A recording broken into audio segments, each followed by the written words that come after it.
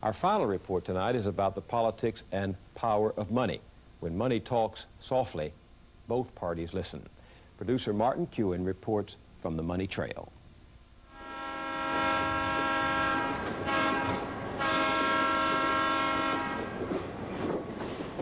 Normally, Amtrak charges $89 for a round-trip ticket between Washington and New York City, but not on this train.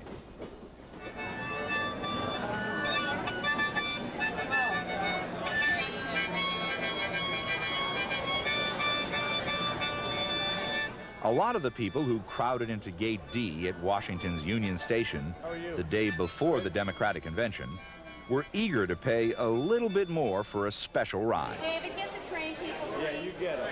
You get it. And not everyone was welcome. This is a private function. No, we're not looking for an area. But it's a private function. This enterprising crew from CNN couldn't even get close to the train. This is the Democratic Party's victory train, carrying members of Congress and party officials to the convention in New York City. Special guests were invited too, provided they could cough up $10,000 for the ride, one way. Happy days are here again. For $89, you don't get to spend 5 hours with members of Congress and ambassadors from all over the world. Okay, are you shipping everybody? Lobbyists for the New York Stock Exchange, for hazardous waste companies, for the Smokeless Tobacco Council, for lots of different trade groups and lobby firms. Sheila Kaplan of Legal Times was the only reporter to slip on the train with her notebook and camera. Did you see a lot of lobbying going on while you were on the train? Well, yes, I did, although the lobbyists wouldn't call it that. What do they call it? Well, let's see. Tommy Boggs called it socializing. To Tommy Boggs, known around Capitol Hill as the king of the lobbyists, socializing with congressional leadership is business. His firm, Patton Boggs and Blow, has represented clients as diverse as tobacco companies, the chemical industry, and Japanese auto dealers. And on the Democratic Party victory train, there was plenty of what Tommy Boggs calls socializing going on. Join us, work with us, win with us, and we can make our country the country it was meant to be. Bill Clinton says he believes that lobbyists and special interests are a problem that President Bush ignores. He won't break the stranglehold the special interests have on our elections and the lobbyists have on our government, but I will.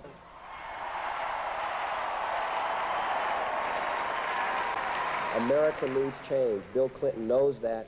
He's going to be a president who creates change and who makes America all it can be.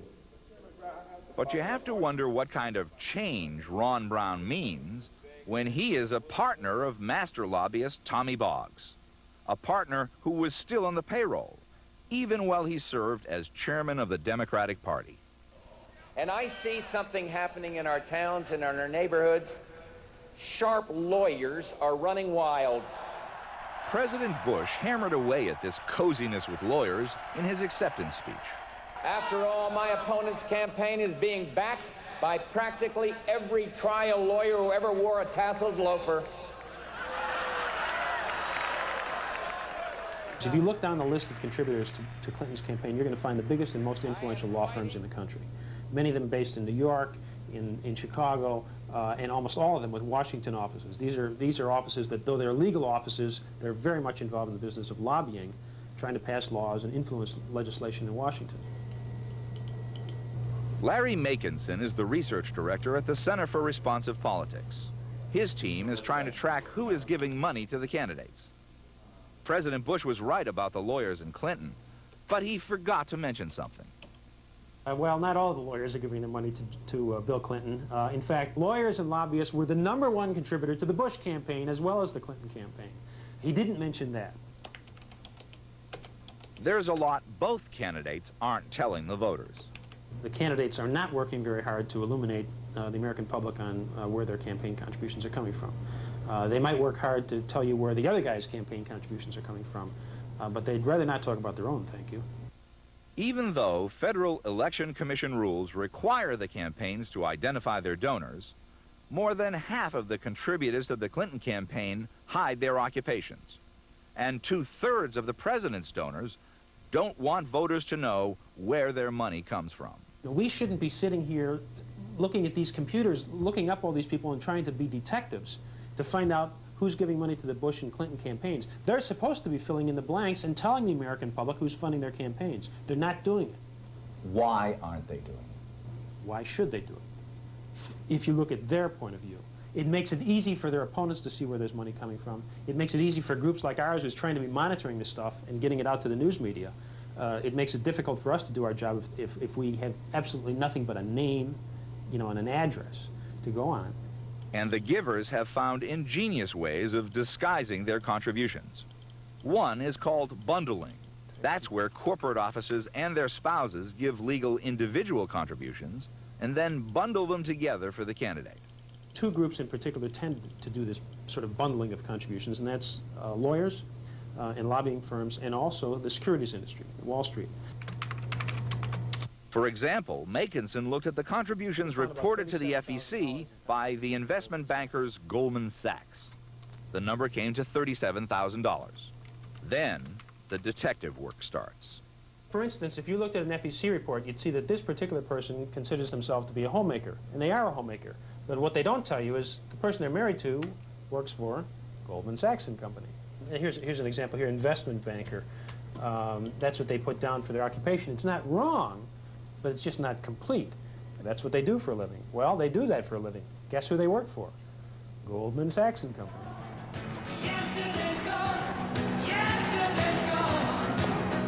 And when you add it all up, that $37,000 Goldman Sachs reported giving to the Clinton campaign was, to be charitable, conservative. In fact, it was over $90,000. In fact, it was almost $100,000 that Goldman Sachs delivered just through its partners and their spouses. To Bill Clinton? To Bill Clinton. Now, were they trying to hide that money? Well, let's say that Goldman Sachs was not exactly being forthcoming about the fact that they were giving all this money to Bill Clinton. For that matter, neither was the Clinton campaign. And as most of us in this hall know, he has moved us to our check box. And the Democrats are not the only bundlers. Just this past April, at a $1 million fundraiser for the Bush campaign in Dearborn, Michigan, bundled contributions were not only gratefully accepted, the corporations were actually listed on the programs, even though direct corporate contributions have been illegal since 1907. With enough money, you can actually buy a seat in the circle of power, like at this special affair called the President's Dinner, held last spring in Washington. Ladies and gentlemen, first let me congratulate Senator Howard Baker on another record event. That makes it 2 in a row. 4,500 loyal Republicans paid a minimum of $1,500 each to show their support for the ticket, a total of $9 million. Important party leaders shared the head table with the president and his wife. Senators and congressmen, administration officials and their wives, and Michael Kojima. And it's wonderful to be officially over the top, but I want to start... Michael Kojima? Who is this man just 5 seats away from the president? This is a very shadowy figure who came out of nowhere, gives $500,000 to the Republican Party, and disappears. At the time of that dinner, he was a fugitive from justice. He had 2 ex-wives who each were looking for $100,000 plus in child support. There were 5 corporations suing him, all in excess in 6-figure sums. This is the best photograph we could obtain of Kojima. He hasn't been seen since. How did Michael Kojima come up with $500,000? No one seems to mind, including the dinner's chairman, Howard Baker.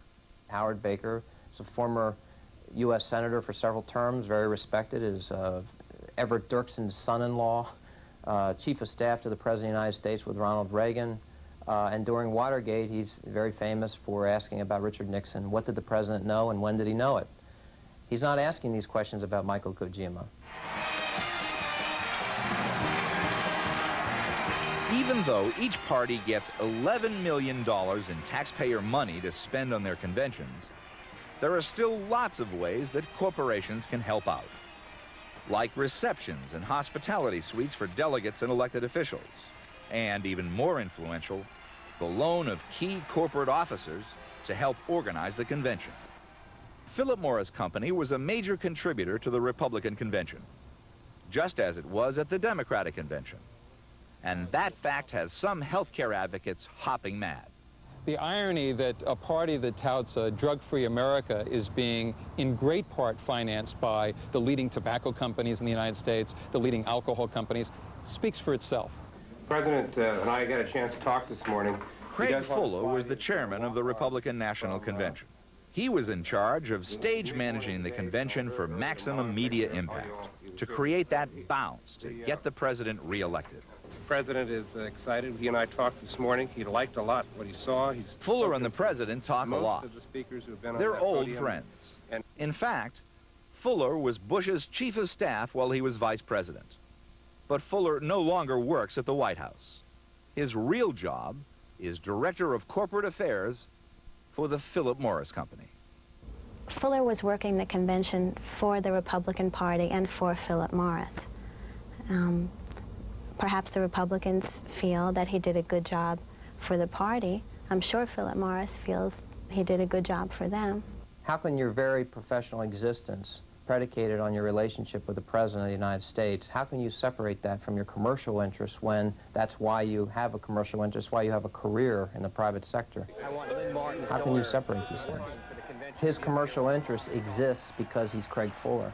This is not a man who's ever been a CEO of a company or has extensive MBA-type background in business. He was brought in for one reason and one reason alone: his talent in the inner political sanctums of Washington, D.C. It's basically our nerve center out here to help From direct. Philip Morris's standpoint, it's brilliant. Gives us a chance to talk to 14 or 15 million people. I mean, who can criticize that company? They're very shrewd. They know how to get the job done. They know how to make sure they can get heard at the highest levels in government. You don't think that someone at the Secretary of State's office or the U.S. Trade Representative's office or the Secretary of Agriculture's office, you don't think they know that Craig Fuller coordinated the GOP convention in Houston when they call? Of course they know. Even if he never met them in his life, they know the name. And why do I think that phone call will get returned? Like within 10 minutes. And that's how this town works. Volunteering personnel to help at the convention is only one way corporations make new friends and talk business with elected officials. Welcome to a hospitality suite. Forgive the shaky picture, but we had to use a hidden camera because the media and the public are not invited. The great thing about hospitality suites, where you really get a chance to schmooze with the candidates and everybody else who's party officials, is they're tax deductible. Taxpayers are underwriting a corporation's ability to schmooze with a politician? That's the system we have. That's the American way. The schedule for the convention included dozens of these special parties. One was open 24 hours a day for the duration of the convention. It was sponsored by Philip Morris. But when reporter Sheila Kaplan showed up at the Regal Suite, this is what happened. It's not a hospitality suite. It is It's a not? working office. Is there a hospitality suite up there? If Philip Morris's business at this convention was socializing with delegates and other officials who are important to them, then you could say, yeah, that was their office. And here's what happened when Kaplan visited the National Republican Congressional Committee media room and merely asked which corporation was paying the tab for that evening's You're fundraiser. not going to... now, who's the sponsor? I don't have that information, honestly. Do you have it, or do you not want to release it? I don't have the information. I don't know. Okay. Thank How you. come earlier today you said you knew, but you I didn't thank want to you. say? I thank you. I thank you. And obviously she knew, but you know, there are enough people who are raising questions about the sponsorship of these events that the Republicans and the Democrats are sensitive enough to want to hide it, although not sensitive enough to want to turn it down. Sometimes there are good reasons to be sensitive. Take this expensive gathering at the Ritz-Carlton Hotel. It was invitation only, and the press and the public weren't invited. But we managed to slip inside with our hidden camera. Here at the City of Houston committed $4.3 million. And Ken Lay and I assumed the job to go to our wonderful corporate community to raise that money. There were plenty of elected officials. Governor, how are you? And even more of the Republican Party's biggest givers. The investment bankers have taught some of us, and that is, let me tell you something, boy, put your money where your mouth is. The room was filled with members of Team 100. To join the team, all you have to do is give over $100,000 to the Republican Party. There's Bob Mosbacher, Team 100's captain and former Secretary of Commerce. We're eating Hal the hog. Eventually, the host figured out that we didn't look like $100,000 donors. Oh, well, you're not invited to this party. This is a private party, so I'd like to ask you to leave. No surprise there. But we were surprised to learn who was paying for all that shrimp and champagne. Remember, thank you, Peter, and all the people from Goldman Sachs. Thank you so very much. Goldman Sachs? But weren't they the top contributors of the Clinton campaign? Wall Street isn't going to lose anything, no matter who wins the election. One of the things we find, in fact, is that when we look at the top contributors to the Bush campaign, number 5 on the list, Goldman Sachs and Company. They're covering their bets. They're giving to both sides. They're hosting hospitality suites in both the Democratic convention in New York and the Republican convention in Houston. Whoever wins, Goldman Sachs is going to be covered. Good morning. Right on through. Good morning. This is all you need right now. Okay. The conventions were non-stop parties, and many of the partygoers were both. Did your companies both contribute to the Democratic convention as well? Yes, we did. But why spend lavish amounts of money on both candidates? Isn't the idea behind democracy to choose? That's not the idea at all. What's the idea? The idea is to support the political process. Of all the parties in Houston, this was the one to be seen at. The RNC fundraiser sponsored by ARCO.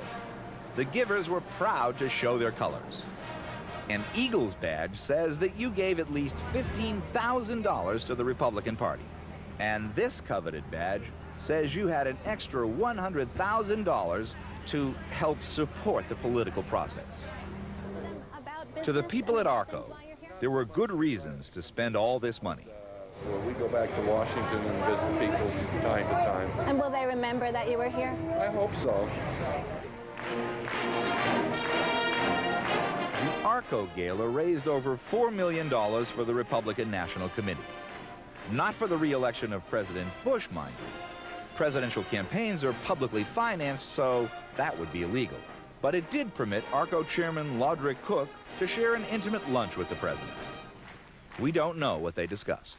These are the kind of real people, quote unquote, that candidates meet along the campaign trail. But there's a price that we all have to pay for those friendly smiles and those hospitality suites and those handshaking after the election is over. And you can bet that these people who are giving $1,000 contributions and $10,000 contributions and $20,000 and $50,000 and $100,000, in one case, $1 million contributions, do you think they're going to go home after the election and say, well, that feels good, now we can go back and go on about our business and let the government go about its? No, no, no. They'll be knocking on the government's door, and they'll be wanting to get some kind of return on that investment. Thanks for so much that you're doing to make sure that President Bush and Vice President Quayle stay in the White House for 4 more years. Let me hear it, 4 more years. Of course, what Chairman Cook meant to say was thanks for giving all that money to the Republican Party, because contributing directly to the president's re-election is against the law. Oh, now, ladies and gentlemen, I think I hear a train whistle. Yes, it's the 1992 Republican victory train with a full head of steam for the White House. Only one party's victory train can make it all the way to the White House. But for some people, it doesn't really matter which one. Most voters can't afford to buy a ticket on either victory train. But for the big money givers who can, no matter who wins in November, they win.